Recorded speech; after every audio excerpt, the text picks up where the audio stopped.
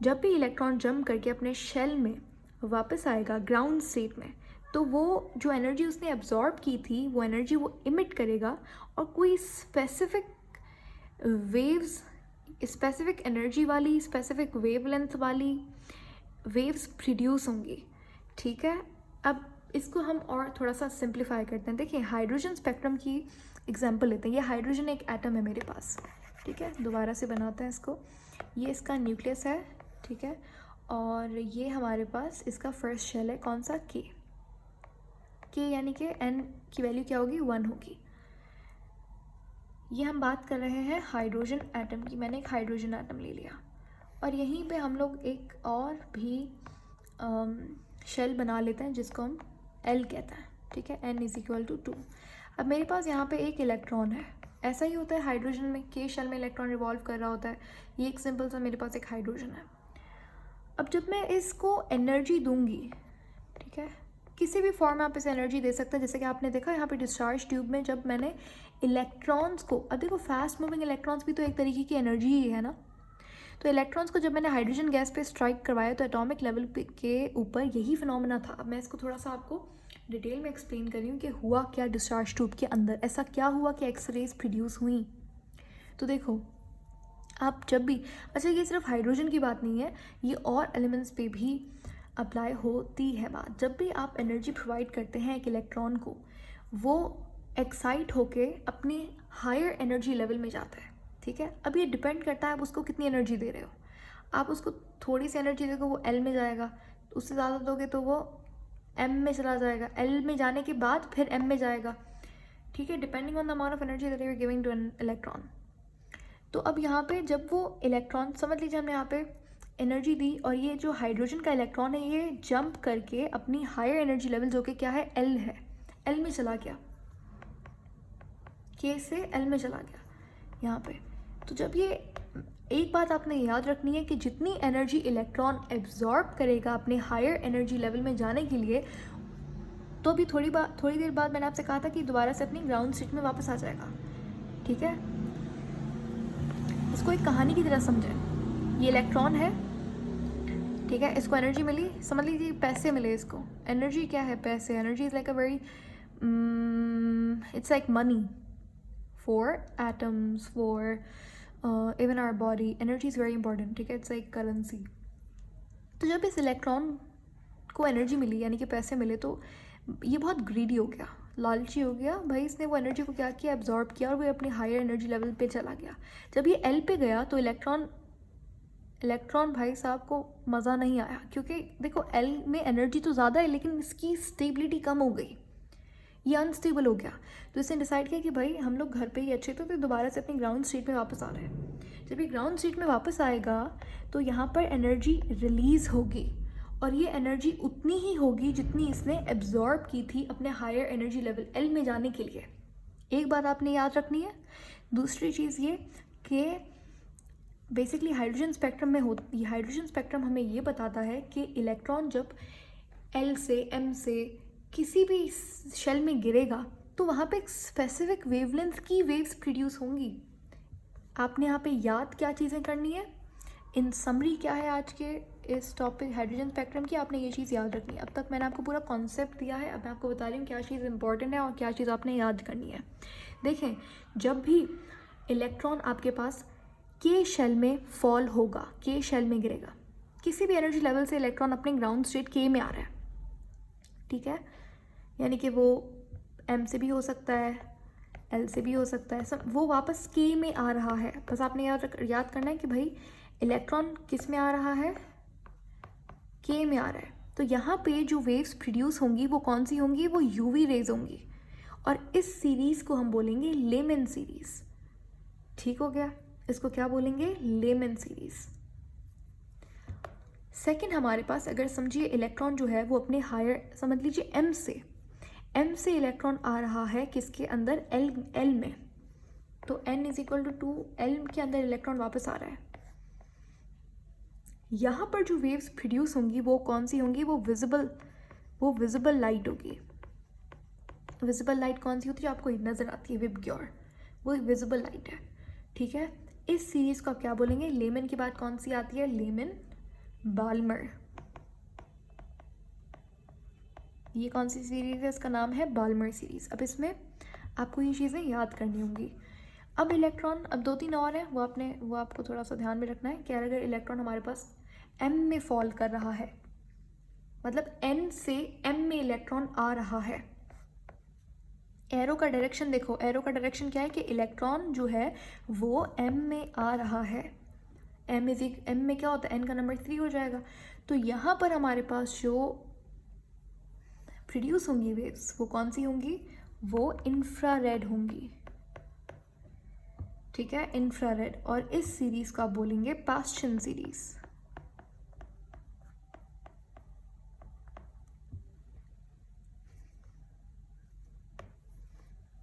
इसी तरीके से हमारे पास जब N4 होगा, यानी कि इलेक्ट्रॉन जो है वो N4 में आके फॉल करेगा, तो यहाँ पर भी हमारे पास इंफ्रारेड ही होंगी, लेकिन थोड़ी ये इंटेंसिटी क्या फ़र्क होगा, ये थोड़ी सी ज़्यादा इंटेंस होंगी इस तरीके से। ठीक है, ये भी इंफ्रारेड है, ये भी इंफ्रारेड। आपको याद करने में और आसानी हो जाएगी, लेकिन इंटेंसिटी में डिफरेंस होगा।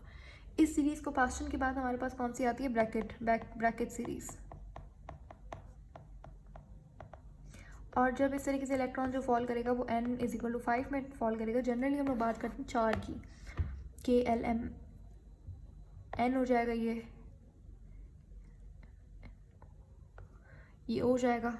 खैर, आपने n में हम लोग याद करवाते हैं। यहाँ पे भी इंफ्रारेड है, इंटेंसिटी का गेन फ़र्क है, और इसको हम लोग बोलेंगे P fund series. Fund series basically इसको बोलते हैं, लेकिन हम लोग याद करने के लिए पी फंड बोलते हैं। तो समझ आ गई ये सारी बातें? मैं दोबारा से रिपीट कर देती हूँ। इन शॉर्ट आपने ये ध्यान में रखना है कि इलेक्ट्रॉन जब K में आएगा तो UV रेज होंगी। ठीक है,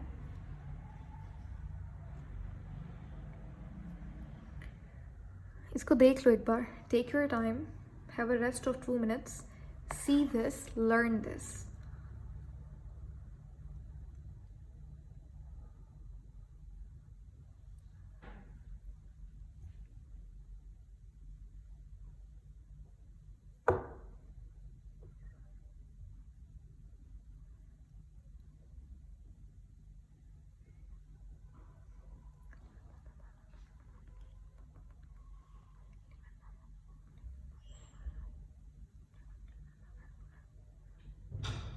हाइड्रोजन स्पेक्ट्रम हम लोग बेसिकली इन्हीं के सम को हम लोग हाइड्रोजन स्पेक्ट्रम कहते हैं। देखो, लेमन में हमारे पास क्या है? यूवी है, यूवी के बाद विजिबल है, फिर इंफ्रारेड है। तो इनकी डिफरेंट फ्रीक्वेंसीज हैं। जब ये अपनी फ्रीक्वेंसीज के या फिर एनर्जी या वेवलेंथ के बेसिस के ऊपर इस तरीके से असेंडिंग या डिसेंडिंग ऑर्डर में अरेंज होती हैं ये वेव्स, तो इन सीरीज़ के एक तो नाम रख दिए इन्होंने, और इसी को हम लोग कहते हैं हाइड्रोजन स्पेक्ट्रम। क्योंकि बॉहर ने स्पेसिफिकली बात की थी हाइड्रोजन के बारे में, mono atomic forms of elements के बारे में, तो इसीलिए उन्होंने नाम दिया था स्पेक्ट्रम को हाइड्रोजन स्पेक्ट्रम। लेकिन आप इनको, ये जो हमारे पास यहाँ पे सीरीज़ बन रही हैं, इनको आप स्पेक्ट्रल सीरीज़ भी बोल सकते हैं। ठीक है, स्पेक्ट्रल सीरीज़ बेसिकली ये जो स्पेक्ट्रम हमारे पास बन रहा है एक तरीके का स्पेक्ट्रम के, कोई भी जब भी हमारे पास वेव्स जो हैं वो असेंडिंग डिसेंडिंग ऑर्डर में अपनी फ्रीक्वेंसी, वेवलेंथ या फिर एनर्जी के बेसिस पे अरेंज हो जाए, उसको आप स्पेक्ट्रम कहते हो। अब क्योंकि हमारे पास ये सीरीज़ यहाँ पे इस तरीके से बन रही है, तो इसको मैंने स्पेक्ट्रल सीरीज़ बोल दिया, हाइड्रोजन स्पेक्ट्रम बोल लो आप इसे। तो बेसिकली ये जो स्पेक्ट्रम है ये बनता क्यों है? जब भी हमारे पास कोई भी एटम एनर्जी को क्या करेगा? एनर्जी को एब्जॉर्ब करेगा। ठीक है, ये एनर्जी जो है EM वेव की फॉर्म में भी हो सकती है या किसी और फॉर्म में हो सकती है। तो जब भी कोई एटम या फिर आप बोल लीजिए जब भी कोई मैटर एनर्जी को एब्जॉर्ब करेगा, तो ये एनर्जी वो इमिट भी करेगा। तो जब भी वो एनर्जी इमिट करेगा तो इनमें से कोई एक तरीके की सीरीज़ ज़रूर बनेगी। और यहाँ पर हमारे पास याद रखिएगा, एक ये हमारे पास न्यूक्लियस है, ये K है, ये L है, यहाँ पर मैंने 2 इलेक्ट्रॉन वोल्ट एनर्जी दी। तो इसका पर्टिकुलर एक फार्मूला होता है जिसके ज़रिए आप पता लगाते हैं कि अच्छा इतनी एनर्जी देंगे तो इलेक्ट्रॉन जो है वो कहाँ तक जाएगा और दोबारा से कि कौन से शेल में फॉल करेगा। तो हर एक एनर्जी का अपना एक एनर्जी रेंज होता है, उसके हिसाब से आप ये पता लगा सकते हैं कि यहाँ पे ये जो मैंने यहाँ पे लिखा है ना विजिबल लाइट, बाल्मर सीरीज़ में स्पेसिफिकली, अब विजिबल लाइट में हमारे पास विबग्योर बनता है। मुझे पता लगाना है, आपने देखा होगा कि कुछ एलिमेंट्स जो हैं वो येलो कलर देते हैं, कुछ ग्रीन कलर देते हैं, कुछ रेड। तो वो इसलिए होता है कि एक, अब जैसे मेरे पास यहाँ पे K है, यहाँ पर L है, ये सोडियम का एटम है और ये कैल्शियम का एटम है। इसी तरीके से तो जो कैल्शियम का एटम है वो इलेक्ट्रॉन है वो डिफरेंट अमाउंट ऑफ एनर्जी लेगा अपने K शेल से L में जाने के लिए, और सोडियम का जो इलेक्ट्रॉन है वो डिफरेंट अमाउंट ऑफ एनर्जी लेगा। ठीक है, अब समझ लीजिए जो कैल्शियम है वो हमारे पास येलो की एनर्जी ले रहा है, येलो की जितनी एनर्जी, येलो कलर है लेकिन एक एनर्जी रेंज है इसकी। ठीक है, आप EM स्पेक्ट्रम का देखेंगे ना वो, तो अगर मैं इसको उतनी ही एनर्जी देती हूँ जितनी येलो कलर में होती है, तो ये इलेक्ट्रॉन जंप करके अपने L में गया और दोबारा से इसने वही एनर्जी को क्या किया, इमिट किया। अब जब ये एनर्जी इसने इमिट की तो ये तो येलो के बराबर थी, तो यहाँ पे आपको येलो कलर दिख रहा होगा। इसी तरीके से सोडियम ने समझ लीजिए इतनी एनर्जी, उससे कम एनर्जी एब्जॉर्ब की, इसने ब्लू वाली एनर्जी एब्जॉर्ब की, जब ये एनर्जी वही एनर्जी को इमिट करेगा तो यहाँ पे ये ब्लू कलर देगा। तो ये आपको चीज़ें याद रखनी होती है। और ये किस कंडीशन में होगा, जब ये इलेक्ट्रॉन्स जो हैं वो L में वापस आएंगे, क्योंकि बाल्मर विजिबल लाइट कब होती है, UV निकल भी रही है तो आपको नज़र थोड़ी आएगी, इंफ्रारेड निकल भी रही है मैटर से तो आपको नज़र नहीं आएंगी। ठीक है, ये बहुत इतनी ज़्यादा इंटेंस नहीं होती है लाइट। लेकिन हाँ, अगर इलेक्ट्रॉन L में फॉल कर रहा है तो यहाँ पे विजिबल लाइट बनेगी, और ये वाला जो बाल्मर सीरीज़ होती है ये आपको विजिबली नज़र आ सकती है। ठीक है, तो हाइड्रोजन स्पेक्ट्रम में हमारे पास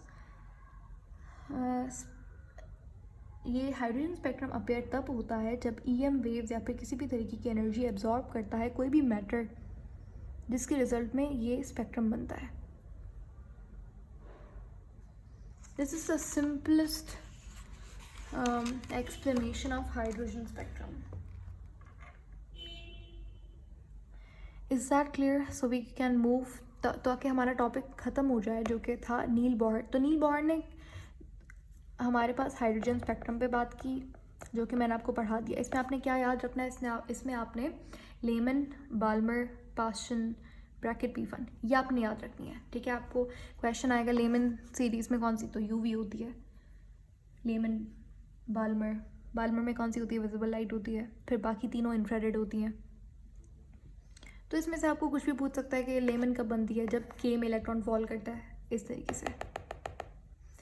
तो हमने हाइड्रोजन स्पेक्ट्रम किया नील बॉहर में। ठीक है, हाँ एग्जैक्टली, आपसे कुछ भी पूछ सकता है वो, मतलब बताइए UV रेस कब निकलेंगी, कौन सी सीरीज़ में, तो लेमन में। या फिर वो पूछेगा UV रेस कब निकलती है, जब इलेक्ट्रॉन फॉल करता है KLMN, तो K में फॉल करता है तब UV रेस निकलती हैं। या फिर लेमन सीरीज़ बनती है तो कौन सी रेस निकलती है, तो UV रेस निकलती हैं। तो इसमें से आपको ये भी साइड पूछ सकता है, ये भी एनीथिंग। सॉरी। तो यहाँ पे हाइड्रोजन स्पेक्ट्रम नील बॉहर का सबसे इंपॉर्टेंट पॉइंट था। बोहर्स क्वांटाइजेशन, जहाँ पे मैंने आपको बताया कि नील बॉहर ने कहा था कि एंगुलर मोमेंटम इंटीग्रल मल्टीपल होता है h/2π का। उसके बाद इसका जो मॉडल था वो मोनो एटॉमिक एलिमेंट्स पे बेस्ड था। तो ये 3 बातें हमने डिस्कस की नील बॉहर के मॉडल के बारे में। ये एक इम्पॉर्टेंट टॉपिक है, ठीक है, बोहर्स एटॉमिक मॉडल। अब मुझे बताइए, यहाँ तक सारी चीज़ें आपको क्लियर है?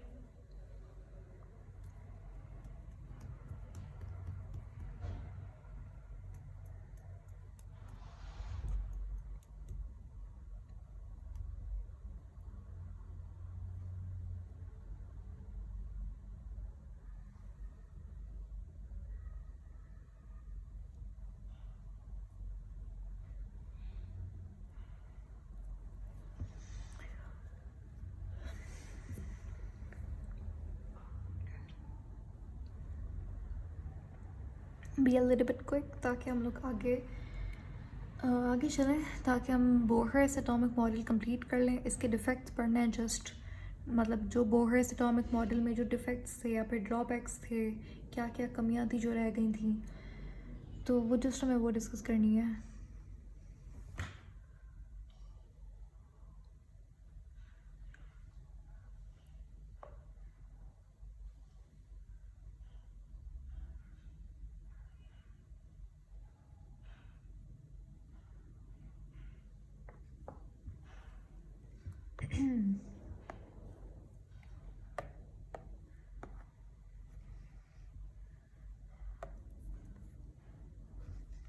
अच्छा, ये हमारे पास कुछ क्वेश्चंस हैं।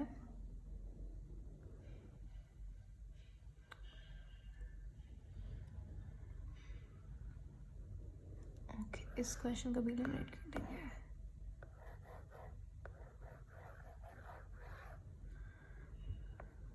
आइए ट्राई करें क्वेश्चन नंबर 1।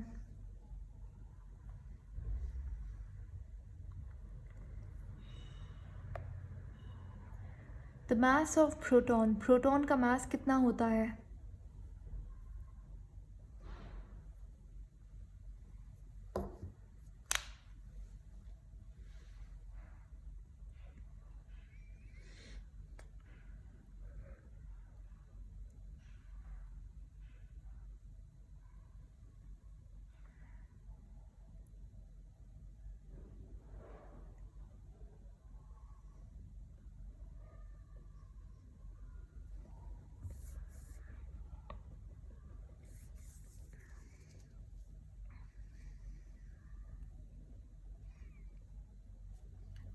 अच्छा, इसमें वो पूछ रहा है, बाकी सबको तो स्क्रीन का मसला है या फिर किसी एक को है? वेल, क्वेश्चन नंबर 1 में वो कह रहा है mass of proton is, proton का मास कितना है?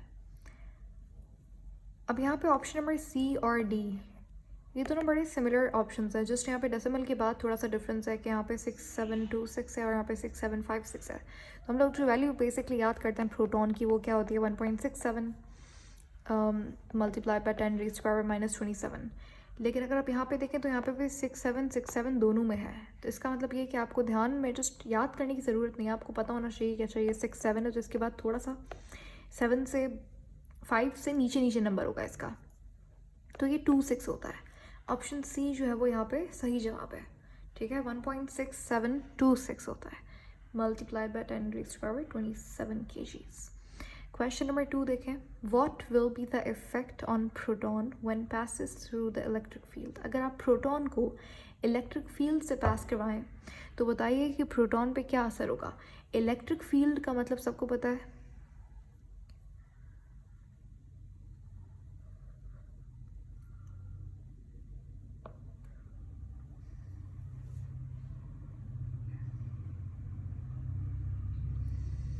What will be the effect on proton when passes through the electric field? अगर मैं यहाँ पे इलेक्ट्रिक फील्ड प्रोड्यूस करवाती हूँ पहले, तो वो आपने यहाँ पे एक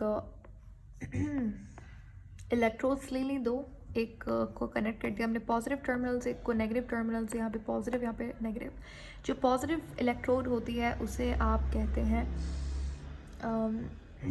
एनोड, और जो नेगेटिव इलेक्ट्रोड होती है उसे आप कैथोड कहते हैं। तो जो प्रोटॉन है उसके ऊपर पॉजिटिव चार्ज है, इसका मतलब ये वो मूव करेगी टूवर्ड द नेगेटिव प्लेट, ठीक है। इन दोनों प्लेट्स के दरमियान में एक फील्ड होगी, इनविजिबल फील्ड, ये फील्ड को इलेक्ट्रिक फील्ड बोलेंगे। तो जब मैं प्रोटॉन मूव करवाऊंगी इस इलेक्ट्रिक फील्ड में से, तो ये प्रोटॉन मूव करेगा टूवर्ड द नेगेटिव इलेक्ट्रोड, जिसको आप इन अदर वर्ड्स कैथोड कहते हैं। तो यहाँ पर सही जवाब होगा ऑप्शन नंबर सी, एनोड नहीं होगा कि पॉजिटिव रिपेल हो जाएगा, परपेंडिकुलर मूव करेगी ये इलेक्ट्रिक फील्ड के, तो ऐसा नहीं होगा, ठीक है। समझ लीजिए इलेक्ट्रिक फील्ड यहाँ पे है तो पॉजिटिव चार्ज यहाँ पे मूव कर रहा है, नहीं, ये टूवर्ड मूव करेगी अपने रिस्पेक्टिव इलेक्ट्रोड की तरफ, ठीक है, डाउनवर्ड इलेक्ट्रिक फील्ड नहीं। चलें क्वेश्चन नंबर 3 देखें, positive rays are produced. Positive rays कैसे प्रोड्यूस होती हैं? एक चीज़ आपने याद रखनी है, अगर मैं आपसे पूछूं कैथोड रेज कैसे प्रोड्यूस होती हैं, जब फास्ट मूविंग इलेक्ट्रॉन्स हिट करते हैं एनोड को तो ऐसे प्रोड्यूस होती हैं कैथोड रेज। नहीं, कैथोड रेज कैसे प्रोड्यूस होती हैं, जब आपने एक इलेक्ट्रोड ली और इसको कनेक्ट कर दिया बैटरी के नेगेटिव टर्मिनल से, और यहाँ पे एनोड है, तो जब भी आप इस बैटरी को मतलब स्विच ऑन करेंगे, तो जब करंट फ्लो करेगा तो यहाँ से बैटरी में से इलेक्ट्रॉन्स फ्लो करना शुरू करेंगे, और यहाँ पे ये जो इलेक्ट्रोड है इसमें से इस पर कौन सा चार्ज आ जाएगा, नेगेटिव चार्ज, ठीक है। अब क्योंकि यहाँ पे वोल्टेज हम लोग इतना हाई रखते हैं, आपने डिस्चार्ज ट्यूब में देखा होगा 5000 वोल्ट हमने रखा था, जिसकी वजह से इस इलेक्ट्रोड में से इलेक्ट्रॉन्स इमिट आउट होके एनोड की तरफ चलना शुरू हो जाते हैं, ठीक है। तो इस तरीके से प्रोड्यूस होती है हमारी कैथोड रेस। लेकिन बात आती है जब एनोड रेस की, तो अब मैंने आपको बताया था कि कैथोड रेस क्या है, फास्ट मूविंग इलेक्ट्रॉन्स जब फास्ट स्पीड में मूव करते हैं उसको कैथोड रेज बोलते हैं। लेकिन अगर मैं कहूँ एनोड जो है, ये हर चीज़ मैंने आपको बताई थी।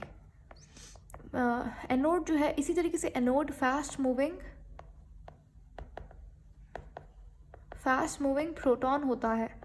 ये ट्रू या फिर फॉल्स?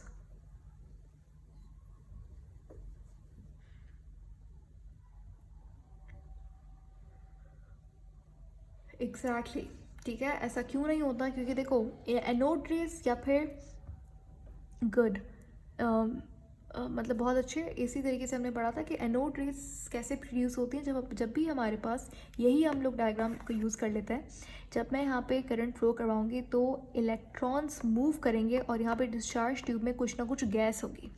समझ लीजिए हाइड्रोजन गैस सबसे सिंपलेस्ट गैस, ये उसका न्यूक्लियस है हाइड्रोजन गैस का, और यहाँ पे हाइड्रोजन का इलेक्ट्रॉन है। जब ये कैथोड रेस यानी कि electron fast moving electron hit करेगा हाइड्रोजन के एटम को, तो ये इलेक्ट्रॉन इमिट आउट हो जाएगा। और यहाँ पे पीछे हमारे पास क्या बचेगा? पीछे ये इलेक्ट्रॉन्स मूव करेंगे एनोड की तरफ, ठीक है, कैथोड रेज प्रोड्यूस हो जाएंगी इस तरीके से। और यहाँ पे हमारे पास पीछे क्या बच जाएगा? न्यूक्लियस। और ये न्यूक्लियस के ऊपर कौन सा चार्ज होगा? पॉजिटिव चार्ज होगा, क्योंकि न्यूट्रॉन पे कोई चार्ज नहीं होता। अब ये पॉजिटिव चार्ज है तो ये मूव करेगा toward the cathode negative charge की तरफ। तो ये जो न्यूक्लियस है ये मूव करने लगता है टूवर्ड द कैथोड, और इस तरीके से प्रोड्यूस होती हैं हमारे पास एनोड रेस। तो एनोड रेस कैसे प्रोड्यूस होती हैं? जब फास्ट मूविंग इलेक्ट्रॉन्स हिट करते हैं एक गैस के एटम को और उसका इलेक्ट्रॉन इमिट अप, इसका इलेक्ट्रॉन खुद का नॉकआउट हो जाता है, पीछे न्यूक्लियस बचता है। अब ऑप्शन देखना, ऑप्शन में वो कह रहा है बाय बर्निंग अ गैस को बर्न करके, गैस को कूल करके, या फिर कैथोड रेस की बम्बार्डमेंट करवाई जाती है गैस मॉलिक्यूल पे। बिल्कुल सही बात है, ठीक है। अभी समझाया मैंने आपको पूरा। गैस मॉलिक्यूल के ऊपर आप cathode rays fast moving electrons को हिट करवाएंगे, उसका खुद का इलेक्ट्रॉन नॉकआउट हो जाएगा, पीछे न्यूक्लियस बचेगा, वो न्यूक्लियस फास्टली मूव करेगा, उसको आप कैथोड रेस या फिर पॉजिटिव रेस कहेंगे। या फिर ऑप्शन डी में वो कहता है from anode like cathode rays produce from cathode. बिल्कुल उसी तरीके से एनोड प्रोड्यूस होंगी कैथोड रेस की तरह जैसे, और ये प्रोड्यूस होंगी कैथोड में से, ऐसा कुछ नहीं है। क्वेश्चन नंबर 4 देखें, प्रेशर जो होता है डिस्चार्ज ट्यूब में उसको कितना रखा जाता है? मैंने आपको थोड़ी देर पहले ये चीज़ बताई थी।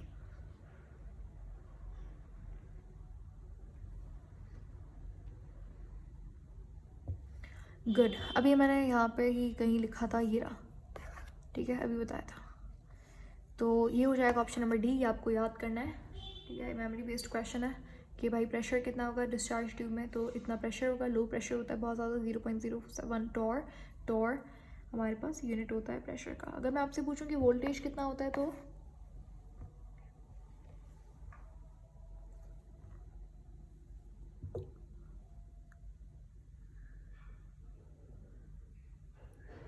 ये भी मैंने आपको कुछ मिनट्स पहले ही बताया था कि वोल्टेज कितना होता है। वोल्टेज बहुत हाई होता है।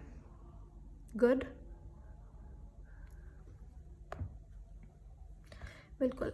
तो वोल्टेज हमारे पास कितना होता है? 5000 टू 10,000 की रेंज में वोल्टेज होता है। 5000 जनरली वो ऑप्शंस में देते हैं, तो 5000 सही जवाब होता है। और ये भी मैंने आपको क्वेश्चन 5 भी पूरा एग्जैक्टली एकदम क्लियरली बताया था कि पॉजिटिव रेज हमारे पास फ्लैश होती हैं, फ्लोरेसेंस प्रोड्यूस होती हैं। वो मटेरियल जो पीछे कोट हुआ हुआ होता है वो किससे बना हुआ होता है?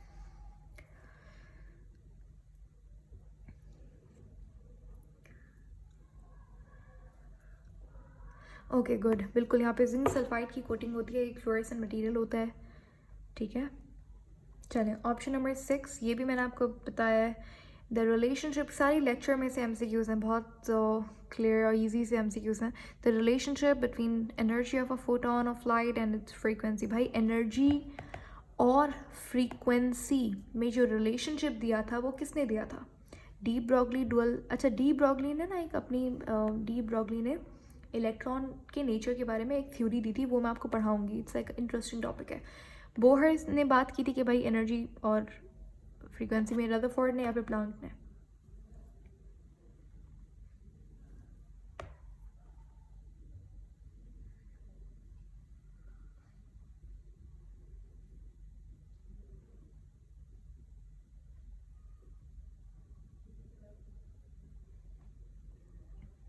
तो आपको याद है मैंने आपको कहा था कि भाई एनर्जी जो है वो डायरेक्टली प्रोपोर्शनल होती है फ्रीक्वेंसी के। फिर यहाँ पे प्रोपोर्शनलिटी का साइन रिमूव करने के लिए हम लोग एच पुट करते हैं और इसको कहते हैं प्लांक्स इक्वेशन। ये एच जो है वो प्लांक्स कांस्टेंट था।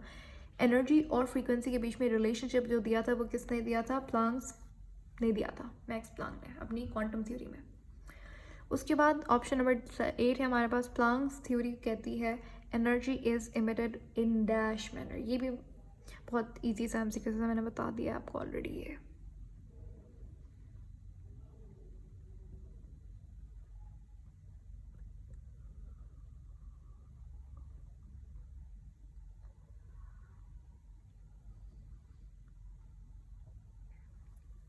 थोड़ा सा सोचें, देखें।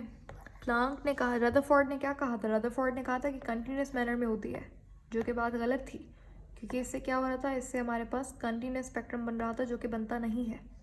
तो प्लांक आए, प्लांक ने कहा कि भाई एनर्जी जो डिसिपेट होती है वो डिसकंटिन्यूस मैनर में होती है। ऑप्शन बी यहाँ पर सही है। कैसे? In the form of heat नहीं होती, in the form of quanta या फिर फोटोन होती है। लाइट की फॉर्म में हीट जो है वो एनर्जी जो है वो डिसिपेट होती है और डिसकंटिन्यूस मैनर में। ठीक है, ये ऑप्शन समझ आ गया सबको कैसे हुआ ये? उसके बाद क्वेश्चन नंबर 9 है हमारे पास। प्लांक्स इक्वेशन अभी हमने ऊपर ही लिखी है, तो ये तो ईजी है बहुत। चलें, गुड। यहाँ पे ऑप्शन सी जो हमारे पास सही जवाब है। आई थिंक अब थोड़ा सा वार्म अप हो गया। मेरे पास ड्रॉबैक्स हमें डिस्कस करने थे आज, जो कि बहुत एक लाइन के हैं। Then after that we can end this class. Drawbacks of home? Drawbacks of Bohr's atomic model. चलें, इसको हम कल डिस्कस कर लेंगे। ठीक है, तो दैट इज़ इट। खैर हमने इतना कोई आज खास तो नहीं डिस्कस किया, बट मैंने क्योंकि रिवीजन लगा दिया था हमने लास्ट क्लास का, एंड देन हमने फिर ये एमसीक्यूज कर लिया।